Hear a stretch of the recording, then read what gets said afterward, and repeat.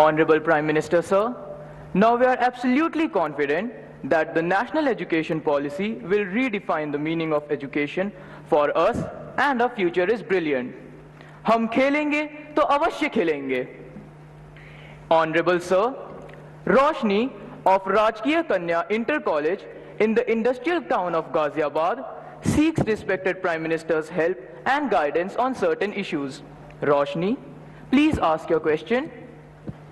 नमस्कार महोदय, माननीय प्रधानमंत्री जी, मैं रोशनी राजकीय कन्या इंटर कॉलेज विजयनगर गाजियाबाद उत्तर प्रदेश में 11वीं कक्षा की छात्रा हूँ. मान्यवर, मेरा प्रश्न यह है कि मुझे आश्चर्य है कि क्या छात्र परीक्षा से डरते हैं या अपने माता पिता और शिक्षकों से. क्या हमें परीक्षा को बहुत गंभीरता से लेना चाहिए जैसे कि हमारे माता पिता या शिक्षक हमसे उम्मीद करते हैं, या बस त्योहारों की तरह उनका आनंद लें? कृपया हमारा मार्गदर्शन करें. धन्यवाद. थैंक यू रोशनी. 5 नदियों के क्षेत्र, गुरुओं की भूमि स्थित समृद्ध राज्य पंजाब के भटिंडा से 10वीं की छात्रा किरणप्रीत इसी विषय पर अपना प्रश्न पूछना चाहती हैं. किरणप्रीत, कृपया अपना प्रश्न पूछें. Good morning, Honorable Prime Minister Sir. My name is Kiranpreet Kaur of class 10th. I study in Doon Public Senior Secondary School, Kalyan Sukha, District Bathinda, Punjab. Sir, my question to you is, how do I deal with my family's disappointment if my results are not good? I don't have negativity against my parents because I know they need more reassurance than I do. Thank you, sir. Please guide me. धन्यवाद Kiranpreet. Honorable Prime Minister, sir, like many of us, Roshni and Kiranpreet also find it a challenge to deal with the expectations of their parents and teachers. We look forward to your advice. Honorable sir. रोशनी, क्या कारण है कि आपने जब ये सवाल पूछा तो सबसे ज्यादा तालियां बजी? क्या कारण है?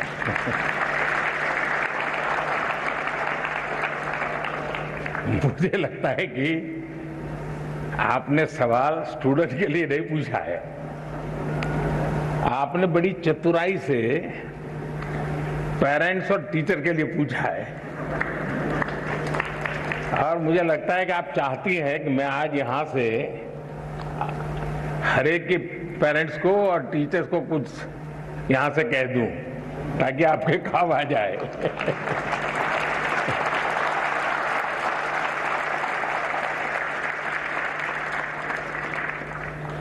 इसका मतलब कि आप पर प्रेशर है टीचर का, आप पर प्रेशर है पेरेंट्स का, और इसलिए आपको उलझन है कि मैं मेरे लिए कुछ करूं कि उनके कहने पर करूं.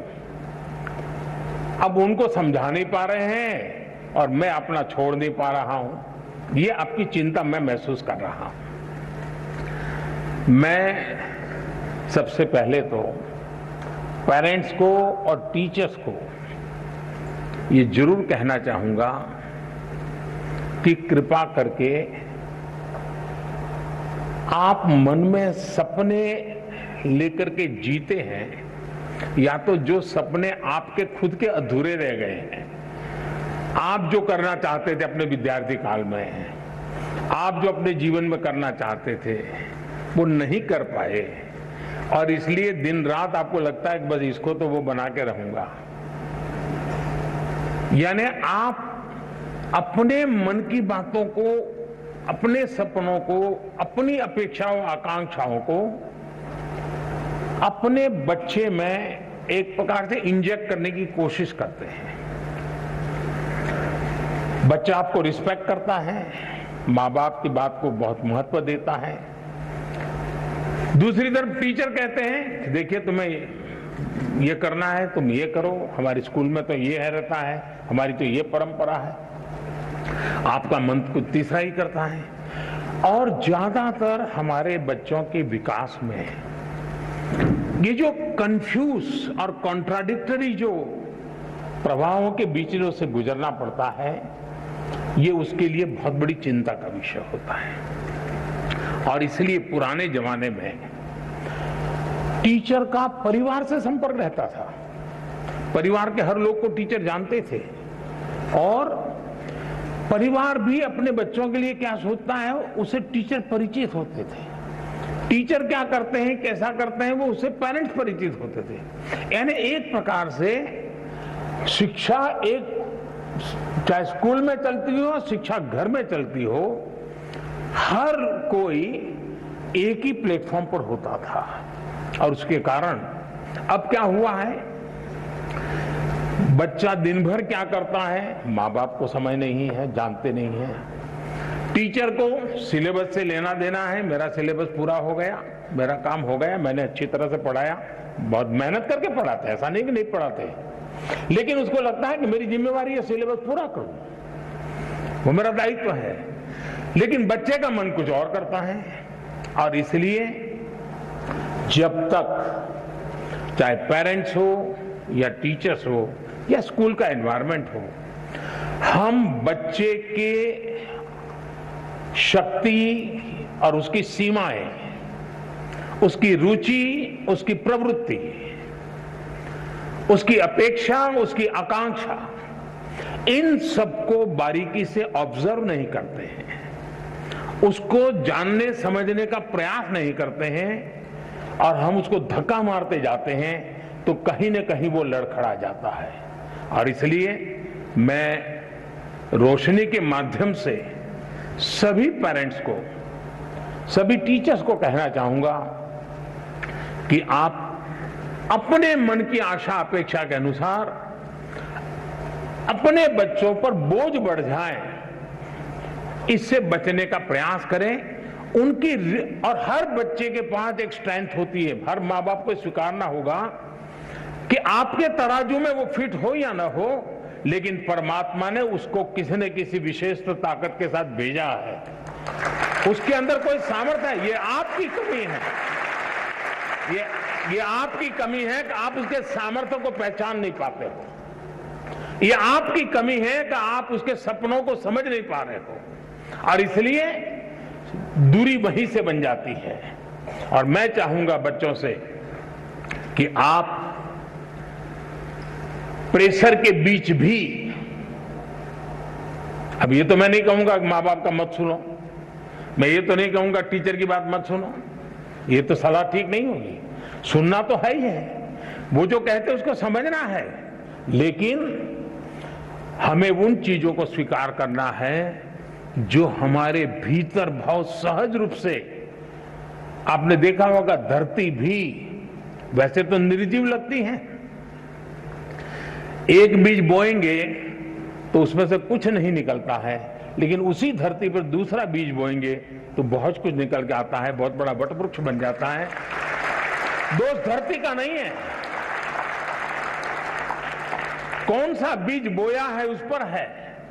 और इसलिए आपको पता है कि कौन सी चीज आप आसानी से अडॉप्ट कर लेते हैं, कौन सी चीज आपको मन के साथ एकदम उसमें आगे बढ़ जाते हैं। आप जी जान से उसमें जीतते जाइए, आपको कभी बोझ महसूस नहीं होगा। और शुरू में शायद शुरू में रुकावट आएगी, लेकिन बाद में परिवार गर्व करने लग जाएगा, हाँ हम तो सोचते थे कि इसमें ये बहुत अच्छा किया, आज तो हमारा नाम रोशन हो गया। 4 लोगों के बीच में बैठते हो तो तारीफ होती है। जो कल तक आपको ताकत को स्वीकार नहीं करते थे, वो आने वाले समय में आप ही के ताकत का गौरवगान करना शुरू कर देंगे। और इसलिए आप हंसते खेलते उमंग के साथ जो मिनिमम रिक्वायरमेंट है उसको पूरा करते हुए, अतिरिक्त जो सामर्थ्य है उससे जोड़ते हुए आगे बढ़ेंगे, आपको बहुत फायदा होगा।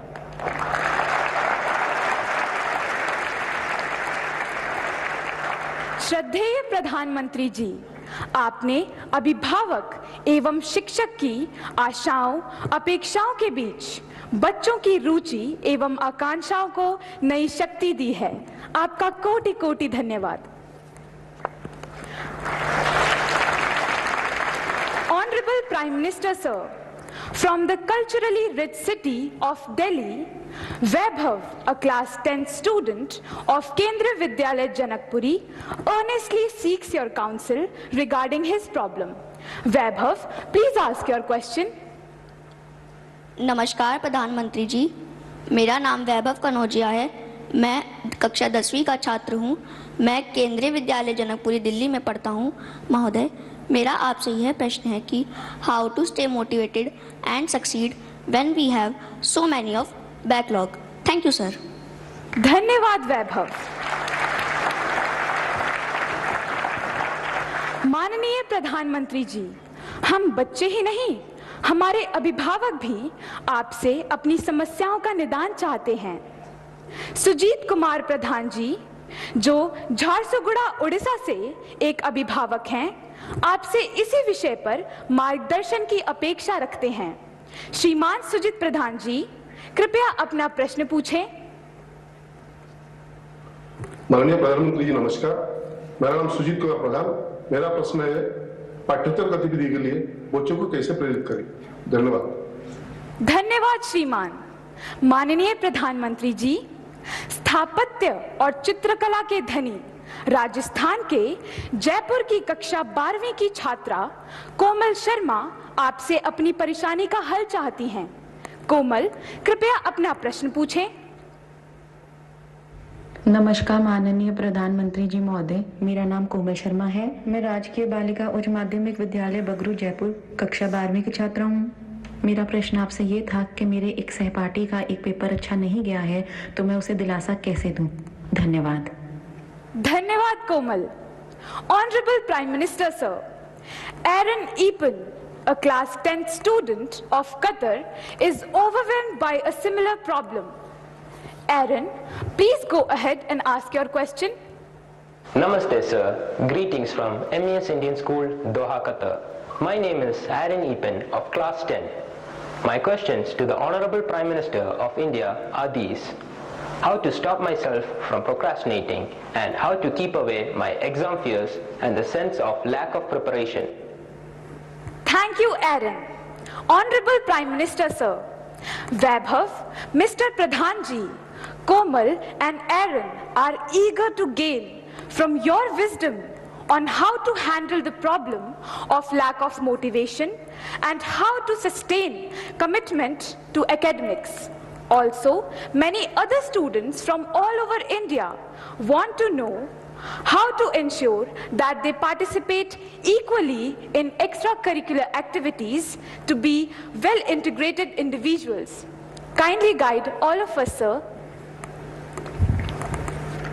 कोई ये सोचता हो कि मोटिवेशन का कोई इंजेक्शन मिलता है, हाँ, और वो इंजेक्शन हम लगवा दें तो फिर मोटिवेशन का एश्योरेंस मिल जाता है। किसी को लगता है कि ये फॉर्मूला मिल जाए तो फिर मोटिवेशन की कभी समस्या नहीं रहेगी।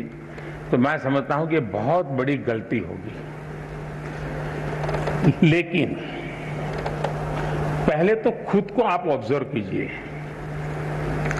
कि आप वो कौन सी बातें होती हैं जिससे पूरी तरह डीमोटिवेटेड हो जाते हैं। आपको पता चलेगा। आप दिन भर देखेंगे, सप्ताह भर देखेंगे, महीने भर देखेंगे तो आप पकड़ पाएंगे कहाँ जब ऐसा होता है तो मुझे लगता है वो मैं कुछ नहीं कर सकता, ये मेरे लिए कठिन है। तो एक खुद को जानना और उसमें भी वो कौन सी बातें हैं जो मुझे हताश कर देती है, निराश कर देती है, एक बार उसको जान लें और उसको एक बार नंबर बॉक्स में डाल दें। ठीक है, फिर आप कोशिश कीजिए कि वो कौन सी चीजें हैं जो सहज रूप से आपको मोटिवेट करती हैं।